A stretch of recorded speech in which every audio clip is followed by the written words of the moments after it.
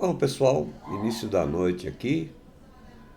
Tô aqui no Amazon Prime para assistir aí o jogo do Vasco e Flamengo. Adivinha quem tá narrando? Galvão Bueno. Junto com ele tá o Romário ali como comentarista aí. Vamos ver aí o jogo, né? Como é que vai ser. Esperamos ter um grande jogo aí. Não existe aqui, no meu ver, um favorito, né? Já que é um clássico, pode ganhar tanto o Vasco quanto o Flamengo.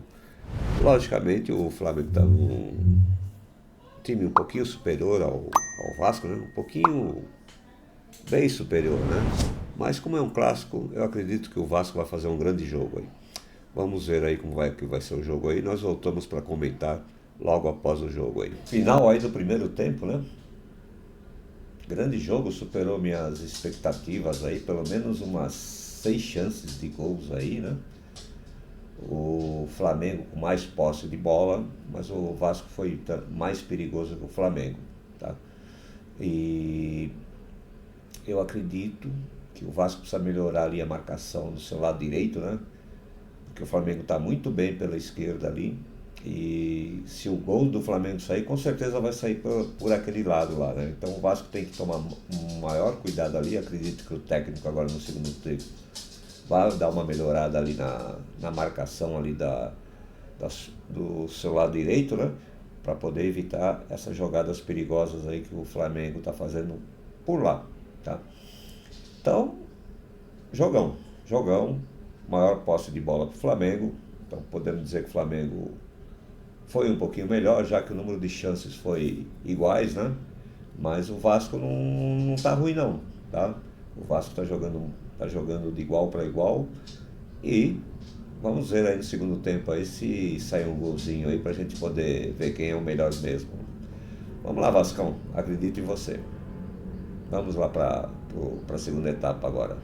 Final aí de jogo. Final do jogo aí Flamengo e Vasco, né? No segundo tempo aí o Flamengo foi levemente superior, mas gol que é bom não teve, né? O Léo Jardim aqui fez umas 3 defesas boas, inclusive duas no final, né? Garantiu aí o resultado de 0-0 aí pro Vasco da Gama. Não tem muito o que falar, porque o Flamengo foi realmente um pouquinho superior, né? Não muito, mas foi um pouquinho superior. Fez 5 substituições, não mudou em nada o time, né? Eu só achei que o treinador errou aí em trocar o Gerson. Então, quer dizer, o Flamengo tem um elenco muito bom. O Vasco, no final, aí já chegou meio capengando, sem fôlego. Apesar de ter trocado aí os dois caras que já não conseguiam andar, né? E realmente o plantel do Flamengo é muito bom. Mas o Vasco se segurou lá atrás, né? Ele podia ter resolvido o jogo no primeiro tempo. Acabou não resolvendo. E com isso daí o Vasco da Gama não passou do 0-0, né? Mas o Vasco aí agora está em oitavo lugar. O Corinthians ganhou do Sport aí por 2-1 e passou o Vasco da Gama, né? Por enquanto o Vasco aí é o oitavo colocado aí. Um local bom, né? Pelo time que o Vasco tá. Se ele chegar entre os 8, entre os 10, né? É um bom resultado para o Vasco da Gama aí. Gostei muito do jogador português, né? Jogou bem, acabou saindo cansado também, correu muito. E o Vasco aí tem que contratar, porque se não contratar aí uns 4, 5 jogadores titulares, né? Titulares, porque muitos jogadores que tem aí no Vasco, aí no campo, a gente não vai se nominar os jogadores, né? Mas eles são jogadores de banco, né? De reserva.